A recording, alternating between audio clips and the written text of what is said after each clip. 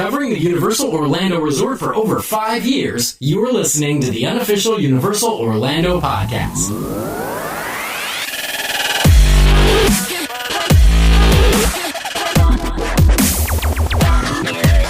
Hello everyone and welcome to episode 226 of the Unofficial Universal Orlando Podcast. I am your host Lee, and I am on my own this week and next week and the week after, kind of.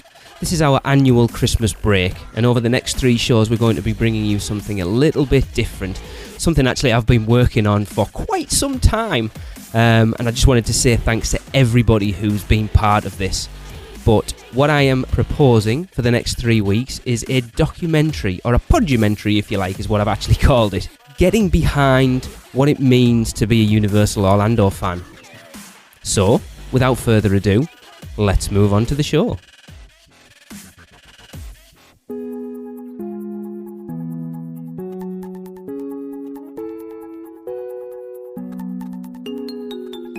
Now, we've all heard about the die-hard Disney fans, that live their lives according to the Bible written by Mickey, making as many pilgrimages to the happiest place on earth as they possibly can, spending every spare penny on Disney clothes, mugs, and other home attire. And we can all attest to that, but for a very different fandom. So hearing the many stories that we have, throughout the years of these Disney fans, me, a self-confessed Universal Orlando fanboy, it set me off thinking about whether there were Universal fans out there that were as die-hard as the Disney fanatics. And if so, what was it about Universal Orlando that makes it such an integral part of their past, present, and future? So when I began thinking about this podcast documentary, there was many questions that formed in my head. And as I said earlier, I am a Universal Orlando fan. I like Disney, but not as much as Universal. Universal speaks to me much more than Disney does, and I call it my home in Orlando.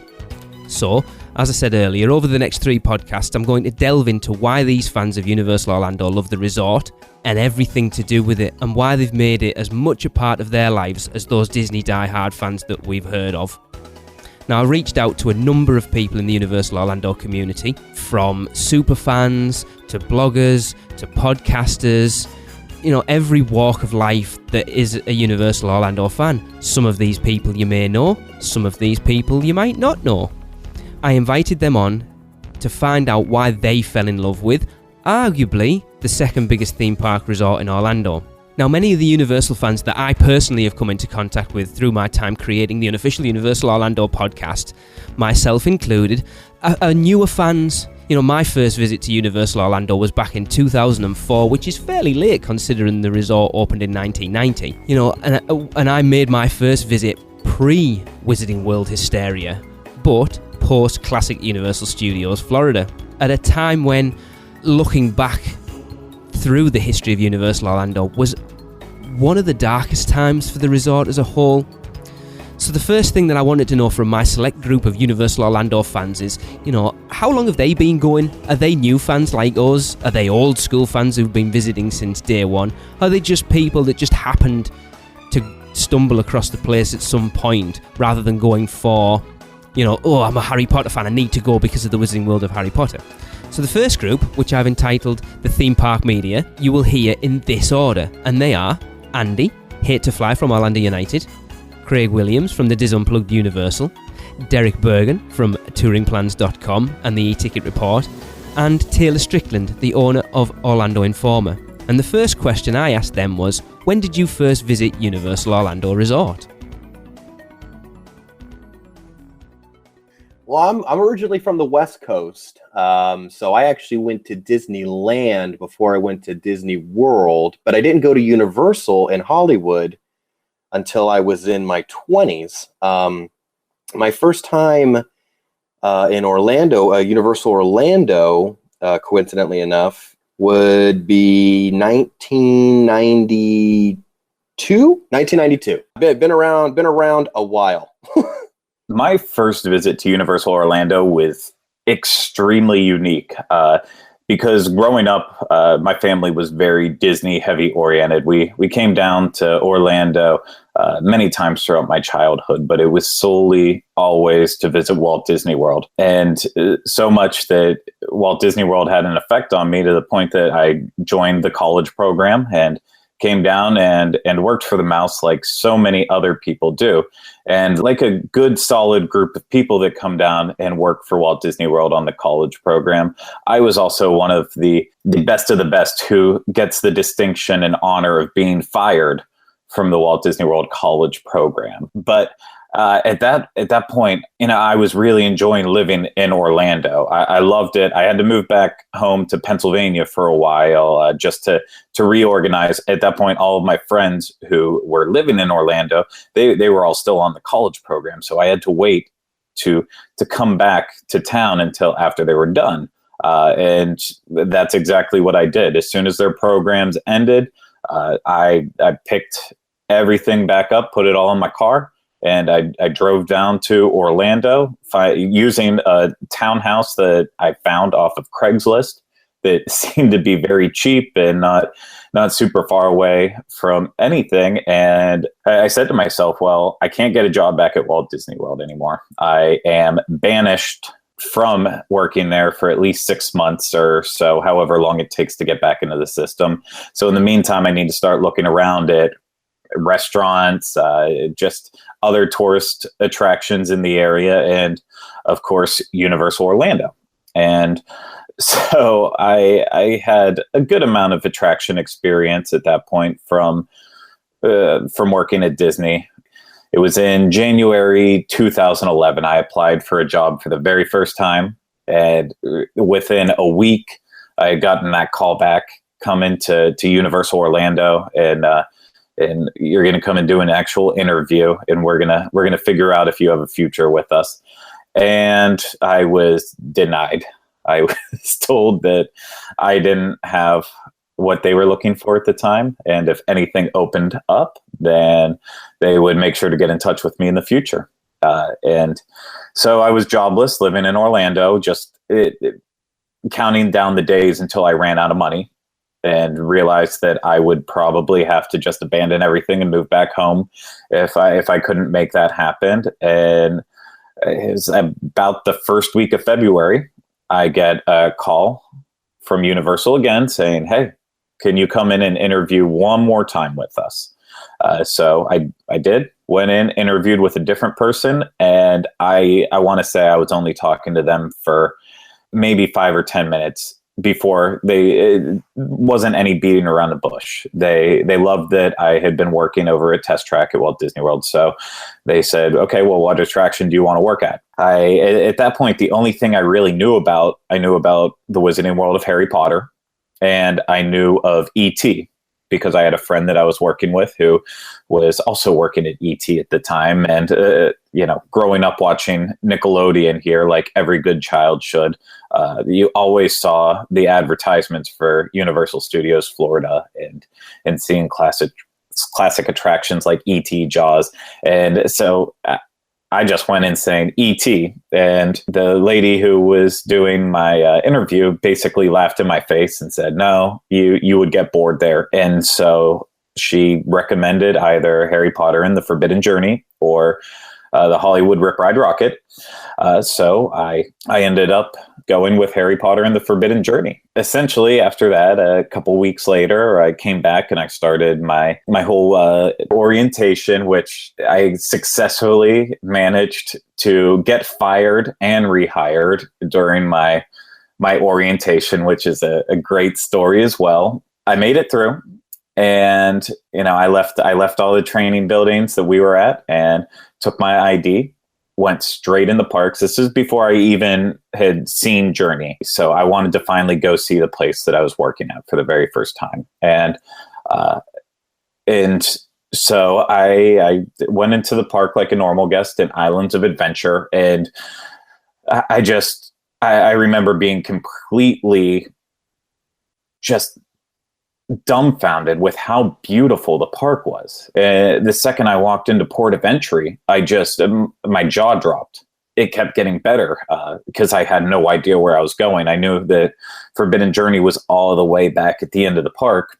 I figured I have to pick one way to walk around instead of going Seuss Landing way. I then made my way through Marvel Superhero Island and just stepping foot into Jurassic Park, and finally made it around to see the Wizarding World of Harry Potter for the first time. And just I rushed over there. I was still in my business casual attire and everything, but I got there just in time to get in to the attraction right before it was getting ready to close for the night. So I can literally still visualize every footstep I was taking through that castle, seeing the details that they put into bringing Harry Potter to life in a theme park.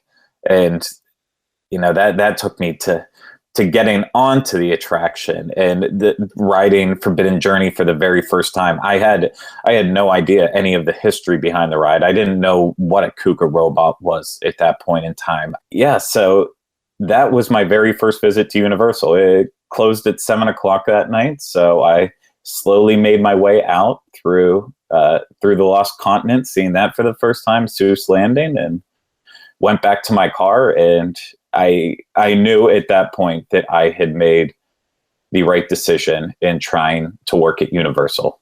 I've actually been very blessed, even though I didn't know it at the time, in terms of my grandmother and my mother. My dad has never been involved in my life, but those two really formed my theme park experiences, and they started taking me at a very young age, which I never appreciated at the time. And looking back, they took me to the beginning of Epcot. They took me to the beginning of Disney Hollywood Studios and Animal Kingdom. I was there at Universal Studios Florida when it opened, and then again, Alan's Adventure. I have the comic that they only put out the first year with Alan's Adventure and Marvel Superhero. So, I really got to experience a ton of things, both Universal and Disney, thanks to my mother and grandmother. And I really, unfortunately, at that time, did not take any notes, or we're not really big fans of pictures like that, so I don't really know exact dates of when I went to Universal. I just know I was there in the early 90s. I have stuff. We did the Star Trek experience, and I went through Jaws and Earthquake and King Kong and Futuristic World of Hanna-Barbera. We did all that stuff. Unfortunately, I don't have a specific date, whereas I think at least today's world, more people are in tune of scrapbooking, or they're taking photos and selfies and posting on Twitter. So they have dates. They know exactly when every big major moment of their lives. I think when I was growing up, it was more experiences, and we just went and enjoyed things and less in terms of memorabilia. So I was there in the beginning, probably in the first year it opened in 1990, but I don't know the exact date.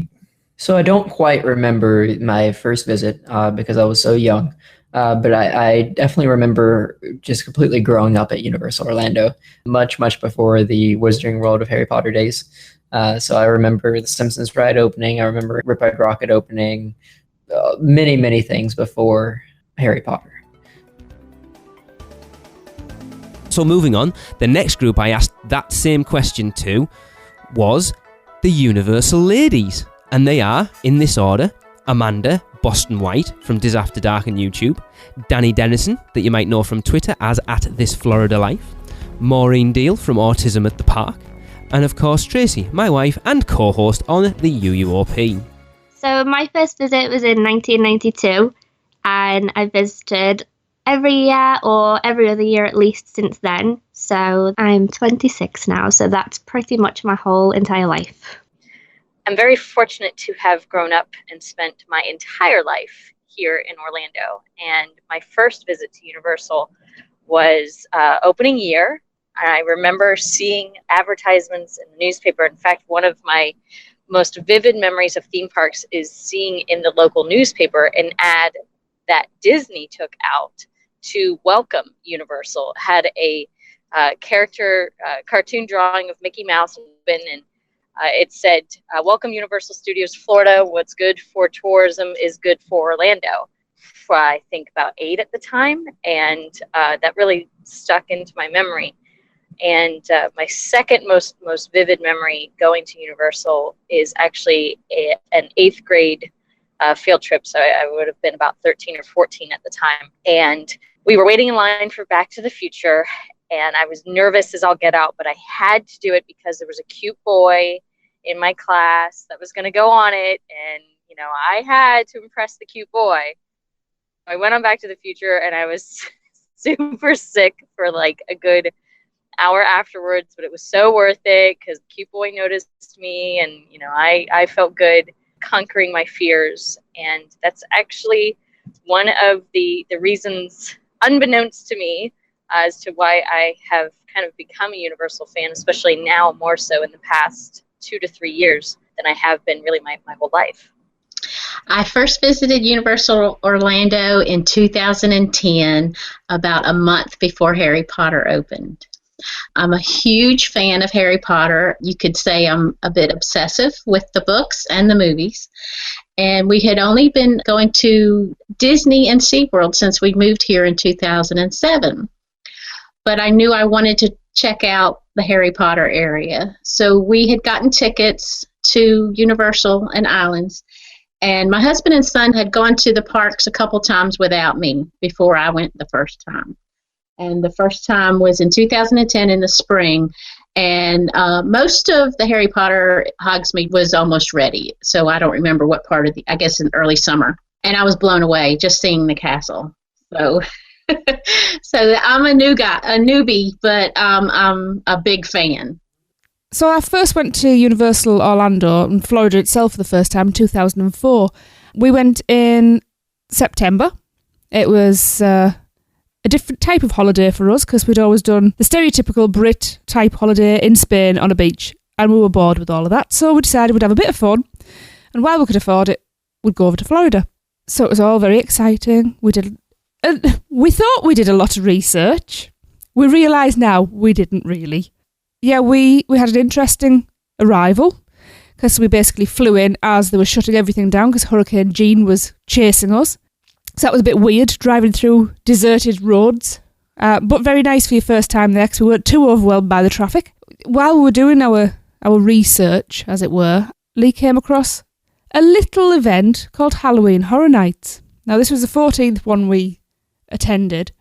Not the 14th one we had attended. This was I can't even speak. Halloween Horror Nights 14. And we went one evening. That was it. And I think we maybe did every house once, maybe a couple of them twice. I'm not really sure. But we'd had a full day in the parks and we would have stayed the entire day except my feet gave out about 1 a.m. So sadly we had to leave. I do remember walking through City Walk that night. We were getting some funny looks because we'd forgotten we'd had our faces painted pretty early in the evening. But that was really good fun. Yeah, I mean, it's 12 years ago? And the changes that we've seen in the park since then. There's been quite a few. Okie dokie, next group up we have the rest of the Unofficial Universal Orlando podcast crew and the Dead Man's Digest team. So next up you're going to hear, in this order, Darren, Hunter, Nina and Travis. And I asked them again, when did you first visit Universal Orlando? My first visit to Universal Orlando was in August, I think it's August or September 1993, with my mom and my grandma. On my first trip down here, actually we had just moved down, and it was our first little getaway. My dad was unfortunately working, so he didn't come with us on that trip. But yeah, it was my mom, my grandma, and myself. So my first visit was actually in 2005. I was there right after Revenge of the Mummy opened up for the first time. Well, I guess for the only time, now that I'm thinking about it. So I was right there after that opened up, but I did not visit again until Hogsmeade was open up for a couple of months. My first visit, for sure, I'm sure I went when I was too young to remember. Growing up in South Florida, that's, a 3.5-hour drive. So it's quite easy just to, let's go to Orlando for the weekend. But the first memory that I can really pinpoint at about 7 years old, just remember being terrified of the ET ride. But yeah, about 7 years old. It was my favorite. The first time ever going to Universal Studios would probably have been, I want to say 92 or 93, around the time when we moved out here to Florida. So I haven't been going since the beginning, but pretty dang close to it. So yeah, that would be how long I've been going to the Studios park. I remember it. I mean, it's pretty much in the same form that it was from the beginning when I visited the first time. It was crazy, mind-blowing the first time going into that park and seeing, all these not all these rides, but all of these movies turned into rides that I loved so much. Back to the Future, you got Ghostbusters, you've got Jaws, Back then they had the Hanna-Barbera. I wasn't a huge fan of that. I mean, I knew of the cartoons and stuff. I mean, I liked the ride. It was cool for what it was when I was younger. So yeah, I mean, it was just really, really crazy to see all these movies that I loved turned into rides, and actually, like the tagline used to be, you were riding the movies. So that was the first time I ever experienced Universal. And finally, the last group to answer that question are the fans, which are Brandon Glover, Mackenzie Ramey, Thomas J. Wagner, and Trevor Ayedelot. The first time I actually visited Universal Orlando was in 1998. They have the Rock the Universe concert series, and we went over as a church youth group. And basically what it was is, if you haven't been before, I think you get in at like 4 o'clock, and they let you just go do the rides and stuff until they kick the regular guests out. And then they have the concerts from the Christian bands at night. So it's kind of a fun little night for, younger people to get out and hear some good music and then ride the rides. And I know this is probably something you'd be interested in. So the first ride I remember doing was, I can't remember if it was the Fantastic World of Hanna-Barbera or Kong, but I know those were the two rides I remember that night that we went to. And the concerts were a lot of fun. Like, I got to see my favorite band at the time, the Newsboys, there. So that was really awesome. And that's always been like what I remember, about Universal that was the early days when I went. I know they had I think it's where Transformers is now, I believe. They had like a mummy movie set things placed in there where they had props from the first movie. And I remember just walking around seeing like the train from Back to the Future, because as I'll probably be talking about in most of my answers today, Back to the Future is my favorite movie series of all time. So I know it is for a lot of people, and especially Universal fans. So that was definitely one of the things that I remember there. And I remember going up and seeing the car, and they actually had at the time, it's now the Quickie Mart, but it was a Back to the Future themed shop. And I know they had like Hill Valley class rings and T-shirts, all sorts of little things, which I wish I would have bought now, because obviously it's gone and we're never going to see those again. But it was really cool to be able to see that as a Back to the Future fan. My first visit to Universal Orlando Resort was all the way back when I was 7 years old, probably around in 2002. What I remember the most all the way back then was the fact, one, it wasn't crowded. We pretty much felt like we had the entire parks to ourselves. We have pictures of just me and my sister holding hands, like, all the way down the street in like San Francisco, just with our parents trailing behind, because you could do that because it was almost like your own playground and you were the only visitor there. And it was a very personal experience. Monday, June 11th, 1990. And that was like a bittersweet kind of memory for me, because hey, I could say that I was there the first week that the park opened up. But as you know, with the history of Universal, it wasn't the best time to be there when the park first opened up. A lot of issues with the rides not working and not operating correctly and all that. But for someone who grew up in Georgia and was around Six Flags over Georgia a lot, this was like the first themed amusement park I've ever been to, and I was just completely blown away by all these franchises and all these movies that I grew up with as a kid. And it's all there in front of me, where Six Flags would be, here's a roller coaster, here's a stage show, here's another roller coaster, no theming whatsoever. And that's what made that special trip the first week that it opened so special to me. And since then, I've been there maybe over 16 times since then. That's back also when the tickets to get into the park were only $30. Well, I can remember my first visit to Universal Orlando was in 2001. I remember I was, 4 years old then, and I have a picture of myself as Spider-Man, right in Marvel Superhero Island, and that was my favorite ride at the time. I'm wearing the Spider-Man t-shirt. My brother, he's like, 1 year old. They brought him and carried him all day, put him in the stroller. He was crying the entire time, didn't want to meet any of the characters, but I had an absolute blast. I remember the Spider-Man ride was incredible, and wasn't old enough to ride Hulk, but wanted to so bad. I was dying to ride that. I couldn't ride almost any of the rides there. I could ride Spider-Man, most of the Seuss's Landing rides. I just loved those attractions so much. Don't remember too much about Universal Studios. For some reason, it doesn't stick into my head.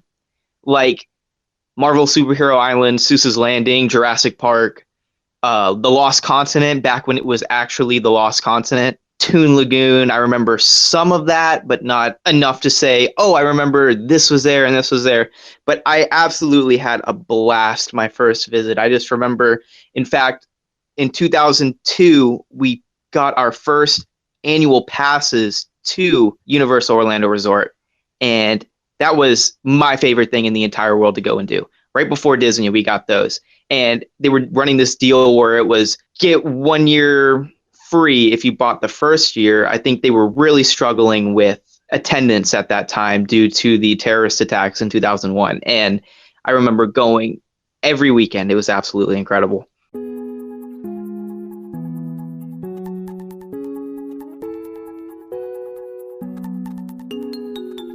Now you've heard all those answers, and it's all been, very different times for people visiting. But, my first reason for visiting Universal Orlando came from just an overall desire of wanting to visit Orlando as a whole. The theme park mecca of the world. Let's be honest, it is. It's that place that if you're a theme park fan, you aspire to go to. If you're a theme park fan, I'll be honest, Walt Disney World was probably the major initial draw. But, we wanted to visit all the parks. We went and we actually visited all the Disney parks, SeaWorld, Busch Gardens, and Universal Orlando. Being such a movie fan that I am, I expected Universal Studios Florida and MGM Studios, as it was back then, to be the two parks that we would love the most. But nothing prepared me for stepping into Islands of Adventure. We spent 18 months doing research on that trip. Islands of Adventure left me speechless, which many people who know me from the podcast or just in general know that's not an easy thing to do. It's just unlike any theme park ever, and I think when Islands of Adventure opened, it changed the face of theme parks. And I enjoyed Universal Studios Florida, but it was Islands of Adventure that made me instantly fall in love with Universal Orlando Resort. Now that love has subsequently grown into somewhat of an obsession. Yes, as Tracey, my wife, will attest to. But, that's my story. But I'm sure everyone has their own story of why they wanted to visit Universal Orlando Resort in the first place.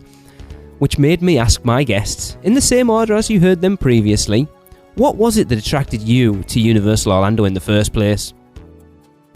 When I first went there, I was pretty young. Let's see, I would have been... about 8 years old, 7 or 8 years old, my very first time there. So I didn't really get to experience as much. And granted, back then, the ride selection was rather limited compared to what it is in present day. But I still remember being young and you see these promotional materials for these grand experiences and adventures. And they're much more relatable to me as a young boy. You see King Kong and Jaws and Back to the Future, which was like the biggest thing going, which I'm pretty sure was brand new when we went, and E.T. and Earthquake and things that you could relate to, the Ghostbusters. And it was just, you see all of this, the way it was this grand way of bringing all these stories together. It's just like, I want to go see this. So my parents took me. And I still remember King Kong going through the queue, and it was one of those experiences where you're going through this extremely immersive environment, and it was the first time I actually was in line for a ride, even at that age, where I couldn't help but look around and be like, this is, I'm not upset that I have to wait in this line right now. This is a very cool experience. And me being that age, I was much more prone to Ghostbusters, King Kong, and Jaws. So King Kong was the first ride, and the moment we got on this ride, I mean, I just remember being a kid and just being blown away. You know, current day, we kind of understand how these illusions are done, but when you're a child, you're just looking around like, this is real life. And the experience itself was so realistic and so grand. Confrontation is the attraction that made me a Universal fan for life. It was just, to this day, I think it still is one of the greatest rides that was ever made. And it was a shame to see it go. But seeing all of those relatable franchises, I mean, it just brought me in, and King Kong sealed the deal. There's really nothing that you can really compare it to. Obviously, we have Skull Island these days, and you know, there were a couple things that were really grand about Skull Island, but it's obviously Universal present day. It's a little bit more screen-based, and back in those days, it wasn't screen-based in the old days. I mean, everything was grand, everything was lifelike, everything was physical set, giant animatronics. And I have friends of mine that we talk Universal, obviously a lot behind the scenes. People don't see, or hear a lot of the things that we have to say. And just as a true fan, and I feel for people that never got to experience that attraction. The one thing that really drew me in at Universal after starting to be there for a little while was actually how much they showed a passion towards their movies. I don't think there's anyone out there who's my age that can really say, oh, I didn't watch E.T. growing up. I didn't watch Jaws. Even, let's go with Twister. Everyone, I mean, I remember seeing Twister in theaters thinking it was the greatest thing ever. I probably wore out my copy of the VHS tape back at home. And just to really see how Universal was passionate about their movies, and not even the ones that they owned, the ones that they didn't own too, and just licensed for the park, that really blew me away.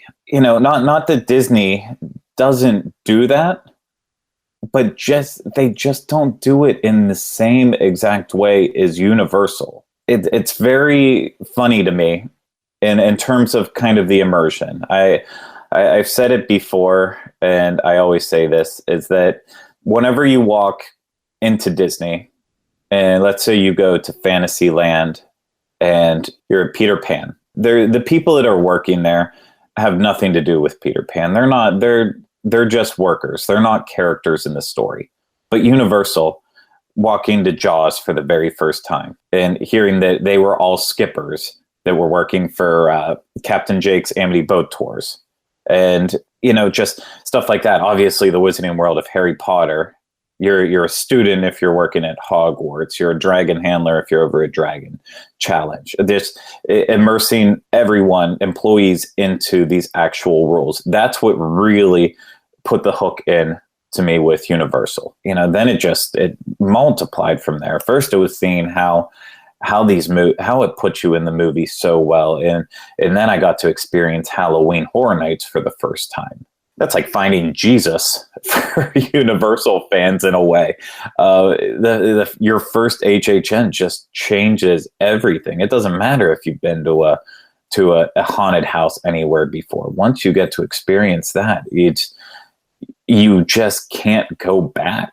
And that's why I still go multiple times a week. That's why I base my entire life around it.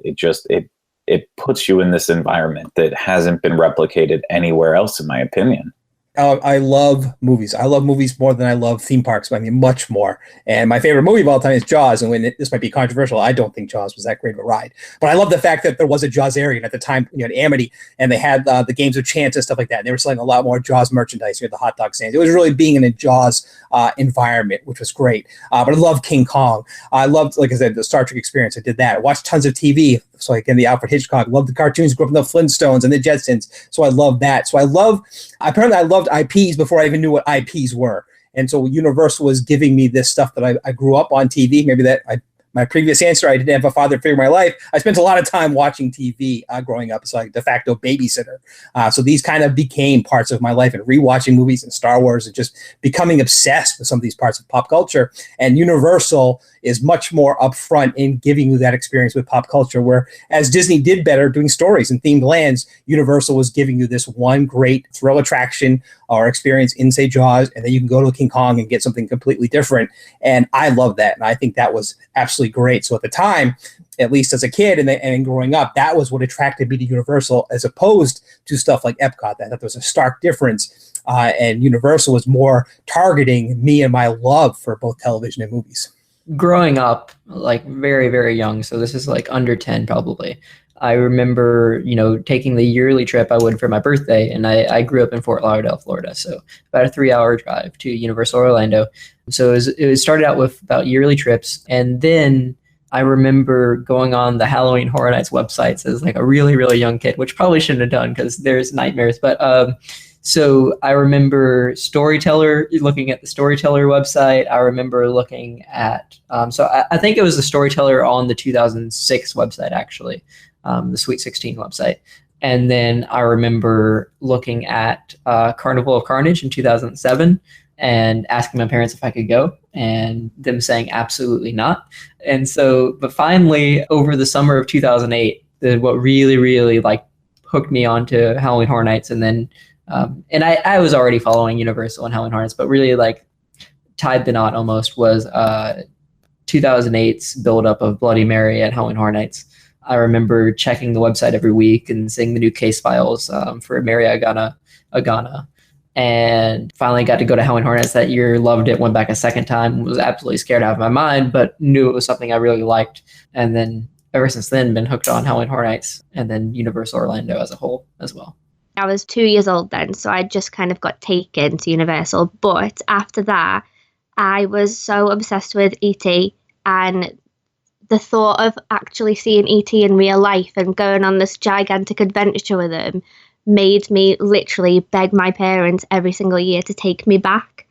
And as I got older and I got really into films, I loved being able to ride the movies, as Universal would call it, and interact with all of my favourite characters. I primarily have been a Disney fan most of my life, and I slowly started to expand my horizons in my mid-20s. And really, it was actually Jimmy Buffett's Margaritaville that brought me to Universal property more so than anything else originally. Then Disney made the horrible decision to close Pleasure Island. And so that left myself and my significant other at the time, the City Walk was the place to go. So we would go there in the evenings, and one evening we went to Margaritaville. We enjoyed ourselves maybe a little bit too much, and he asked if I wanted to go get annual passes to Universal, and I think he thought I would say no because I was such a thrill ride chicken at the time. So I called his bluff and said yes, and we moseyed on over to the ticket window and bought annual passes. And so did me and still continues to attract me to Universal property is that it's a lot more exciting, and you're welcome to be maybe a little bit sillier, a little bit more of a irresponsible adult for a few moments while you're there. It's a little bit more accepted to have kind of adult humor and get together with friends, and you feel a little bit more welcomed in that regard. So it's kind of the excitement, a little bit of that adrenaline rush that really attracts me and keeps me coming back. In the first place, it was the Harry Potter Hogsmeade. We first started going there right as it opened. In fact, we were able to do a week before it opened, the preview, when it was open for previews. And I don't like to wait in lines. My son has autism, and he is not a line waiter at all. But I said, well, we'll wait in this queue for an hour, and then we'll leave if we can't get in. And it was the queue for Forbidden Journey. And we stood out there, and we were in the herbology area outside for a long time. But anyway, we got in, and I was hooked. I mean, it was like, we're getting the annual pass. We're coming back all the time. But I also, in turn, I fell in love with the other aspects of Universal and Islands of Adventure. But the Harry Potter was the original attraction for me. One of the things that brought me and Lee together was our mutual love of films. And from being a small child, I have loved the big scary rides. And as much as I liked, as much as I was attracted to the mouse and the colour and the fun of it, it doesn't have those big rides. So for me, Universal was always a bigger pull. It had the movie themes, it had the sets, and it had the bigger rides. And of course, the tagline of the parks was Ride the Movies. So it was absolutely a no-brainer for me that I think I knew from the outset I was always going to love Universal a little bit more than Disney. The thing that attracted me most about Universal Orlando, especially after my first visit, because I didn't know a whole lot going in, but then going there and seeing there's a theme park here, and it's like the one you just visited, Disney, but that you're just a little bit older than, I was 10 years old, so I was just about getting into that age where I'm not as interested in, the Disney characters and the Disney movies and things as much as I'm getting into other, boy stuff. So like Ghostbusters. And guess what? The Ghostbusters had a show there. And they had the Ecto-1, and I got to actually meet the Ghostbusters, and that was amazing to me. And of course, one of my favorite movies at the time, and still is, and will always be, is Back to the Future. And I got to actually get in a DeLorean and go back in time and knock Biff, right back into the future again. Those experiences, I was always into horror as a kid too, so being able to go to the Alfred Hitchcock thing and see my first 3D movie at Universal, which was The Birds 3D at the time, was incomprehensible to me as a kid at the time. And the whole park, the studio aspect of it, feeling like I was really on set of these movies, just blew me away as a kid. And that was what sparked the love and what keeps it going until now. So what attracted us is, by that point, I have done 2 separate trips to Walt Disney World. And Walt Disney World, I still absolutely love to this day. But after experiencing Walt Disney World for those first 2 trips, because I didn't live in Florida at the time, we decided to do something a little bit different. So we actually did a week on property, well, slightly off property, but at the Universal Orlando Resort area. And that's where I really came to admire what Universal was doing and how different they were from their competitors up the road. Islands of Adventure at that time was mind-blowing. Like, it had the properties and everything I loved. Now, I was not a big thrill seeker, so I actually did not ride a ton, but that's the first time I got to ride the Spider-Man attraction, and I absolutely fell in love with it, and I think that plays a lot into the person I am today as far as theme parks. I actually have a memory in 5th grade is when a lot of the news of Islands of Adventure opening, 4th or 5th grade. And like I said, being, raised in South Florida and being so close, it was feasible for field trips to, school field trips to be to Universal. So it was like Jurassic Park. So being able to ride the movies, why Universal was created in the first place, riding the movies. So Jurassic Park, even Cat in the Hat, just things from my childhood and movies. It'd be so exciting to meet a real dinosaur. So that is initially what started Be Islands of Adventure on my own. But, just the idea of movies in general is what attracted me to Universal. So, what brought me to Universal Studios for the first time? I want to say that it was, I was so young the first time when I went to the park, so I kind of didn't really have, not to say that I didn't want to go, but I didn't really have a choice whether or not to go, because it was a family thing that we did. A little bit of a background. My father grew up in Southern California, so he's always been a kind of Disney Universal theme park guy. So he is really what gave me my love of theme parks, just from bringing me at such a young age. It's such a great memory to me of, a family memory. Even now to this day, we still go. So yeah, it was more of just, I loved movies, and I always wanted to see this theme park. So it was a little bit of both, me wanting to go and it just being a family thing where we all got together and would have fun in the theme parks and, just going there. Like I said, everything was larger than life, getting to ride these movies that you never thought you'd be able to be in and experience. They put you in the middle of these movies, and it was just so cool to see it. These parks hold a special nostalgic aspect, especially for me, just from going at such a young age. And when you're younger, everything is always a lot grander when you're looking at it because you're younger, you don't have as much world life experience. So it's I don't know if that makes any sense, but thinking back on it now, I'm saying it. But yeah, it was nuts, man, seeing that place for the first time. That's what drew me to it. My pretty much, I want to sum it up with it being my dad always being a theme park guy, and him, passing that love on to us and making us really love these theme parks too, because we all go still to this day. So yeah, that's what drew me to Universal Studios for the first time.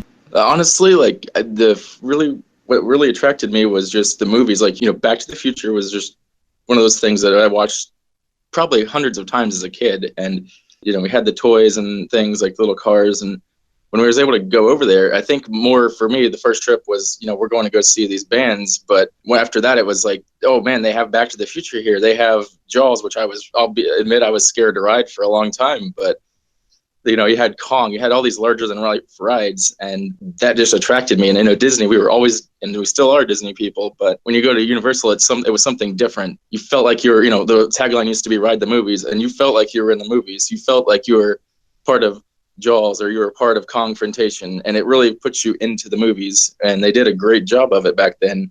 And then, not that they don't now, but they really, you felt that as a kid, maybe seeing it as an adult, a little differently, but as a kid, you felt like, wow, I'm in this movie now. And that's, I think, what really kind of attracted me. And, with Islands of Adventure, we kind of didn't know that it was coming. I mean, we didn't really sit on the internet and talk about stuff like we do now. And we had no idea that it was coming, but we just happened to go one day as like a youth group. Actually, no, I take that back. My first visit for Islands of Adventure was on my birthday in, I think, 2000. And we were like, oh man, they have all these roller coasters. And I was finally getting to the point where I was going to ride these bigger rides, like the roller coasters and all. And went on Hulk the first thing. And this may sound a little gross, but I'll always remember this. We go to ride the Hulk, and we look down in the floor, and there's wood chips in the floor. And they're like, just wait till the next car. We're like, okay. So somebody didn't have such a good ride before us. But, that element of thrill, we were just starting to get into the element, the thrill rides and things. And that's what drew us to Islands of Adventure. And Spider-Man quickly became one of my favorite rides on the planet at that point, because there was nothing like it before. It was all these brand new attractions, like you had dueling dragons, like the near miss part was still working back then. Obviously it was brand new, but things like that really just was something we've never seen before. And like the lands were better themed than, I'm not saying they're better themed than Disney, but it was different theming. Like Dr. Seuss had all these cool little elements, and the Lost Continent was one of the coolest places I've ever seen in a park, at that time. So there was all these things that just kind of was just something new and exciting, different from Disney, because, we'd done Disney all those years. And then it got to this point where this is something new and exciting. And that kind of is what drew us in. Wow. That attracted me to Universal was probably, I felt something there that I didn't feel at Disney. And even though growing up, I knew more characters maybe at Disney World, me and my sister, we never really liked it. And then when my parents took us in around 2002 to Universal, we never wanted to go back. And we just found something there. And being so young, I guess that's probably, it's an indescribable feeling that we felt, that I'm sure a lot of kids probably feel at Disney when they see Mickey Mouse and the princess's castle. But for us, and me and my sister, when we saw, the Universal Globe and the Islands of Adventure Tower, that's our castle, and those are our parks. Not Disney, but I mean, the Spider-Man, there's just so many things that I remember from the childhood that just sparked something inside of me that made me feel happy, that made me feel like I just wanted to discover every single inch of the park. Well, the first thing, I only knew that there was like a Universal Studios Hollywood all the way to California. And the object of me going there to California on a plane and all that didn't seem too likely at the time. And so back in 1989, I went to go see Back to the Future 2 with my bro. And during the trailers, there was a movie trailer for Universal Studios Florida. And before me, I saw images of like Jaws and King Kong and E.T. and the silhouette of Alfred Hitchcock and Back to the Future. And I was like, what is this? Or is it coming back out in theaters, these films? What? And then when the movie voice guy at the end said, premiering in Orlando, spring 1990, and I saw the big, majestic, bright neon pink logo, Universal Studios Florida. I'm like, are you freaking kidding me? There's going to be a theme park with all this, and it's like one state underneath us? And I looked at bro, and I was like, dude, we've got to go. I mean, Jaws is our favorite film of all time, and it was very hard to concentrate on the rest of the Back to the Future 2 film at that time after what I just experienced. I'm like, I've got to go there. It's every movie that I like. It's Back to the Future, it's Jaws, it's E.T., it's like everything. So as soon as the film was over with, we started making plans. We've got to go there when it opens. And with Disney, it's like cartoons mostly and animated features, but this was live action, like adult teenager movies, and I couldn't wait to go there. And so what attracted me to Universal in the first place was that one little 2-minute movie trailer that I saw in the theater. I was hooked as soon as I saw that. Woo! Oh, let's see. I think what attracted me to Universal Orlando, or at least to Islands of Adventure, that being the park I can remember, was the incredible amount of detail that went into that theme park. Aside from Walt Disney World, I can't think of another theme park that was as well done, as decorated, dressed, themed as Islands of Adventure was at the time. Specifically Lost Continent, I know it gets some flack now for lacking of any specific attraction that's mainly enjoyable, but I personally love the detail, especially at Mythos. If you go and sit down and you eat there, walk through the restaurant, it is absolutely incredible. But not just the Lost Continent. I know Marvel Superhero Island was so cool because you're walking around with Spider-Man and Wolverine and Captain America. These characters are walking around and they are interacting with people. They are letting you take their picture. They're running through the streets, driving at the time their ATVs. I thought that was absolutely incredible. And then Jurassic Park. That is amazing. Biggest themed land in Islands of Adventure. And I thought that was so cool with their little Camp Jurassic at the time. That was so cool to me. And at night they had the flames coming up out of the little torches that they had. They had the big waterfall in the play area and the flyers. I cannot remember the name for the life of me. I always call them the wrong thing, but they are absolutely just so much fun. And the theming that goes into that park is just amazing. At the time, I know I probably didn't appreciate that as much, but I just thought it was cool. It immersed me in the park. And that, I think, is the whole goal of Islands of Adventure, is just to get you into that park and immersed. And then the Universal Studio side of things, just being immersed in the movies more than the lands themselves. When you go in and you feel like you're physically in that movie. Terminator 2, I know that was one of the first attempts, but it's really cool being a 3D attraction and maybe a little outdated now, but I think that is still such a cool attraction to have Arnold Schwarzenegger on screen kind of talking to you. I'm like, oh, that's so cool. It just being immersed, I guess, is the central theme there. I just feel like I am immersed, sort of like Walt Disney World. When you go into the park, it's just a different feeling, unlike anything else.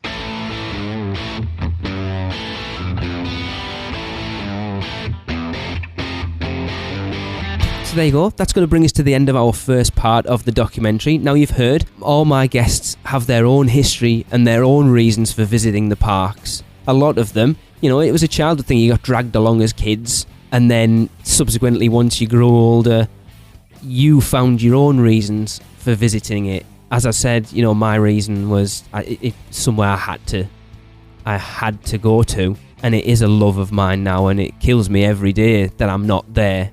But yeah, so that's going to wrap up the first part of it. Now next time we're going to delve into how being a Universal Orlando fan has affected people's lives, you know, as I've said, UUOP, daily, and what it is about Universal Orlando that makes them love it more than Walt Disney World. So wrapping up episode 226 of the Unofficial Universal Orlando podcast, for Andy, Craig, Derek, Taylor, Amanda, Dani, Maureen, Tracy, Darren, Hunter, Nina, Travis, Brandon, Mackenzie, Thomas and Trevor, I have been Lee, and we will see you back here next week for part 2. That's it for another Unofficial Universal Orlando podcast. Make sure you never miss a show by subscribing on iTunes, and while you're there, please leave us a rating and a review. Listen to us on Stitcher, Google Play, and all your podcast apps. Email us with any questions or comments to podcast@uuopodcast.com, or even better, record your message at speakpipe.com/uuopodcast. Follow us on Facebook, Twitter, Instagram, YouTube, and Pinterest, keyword UUO Podcast. Check out our blog for even more content at uuopodcast.com. Well, that's a wrap. See you next week.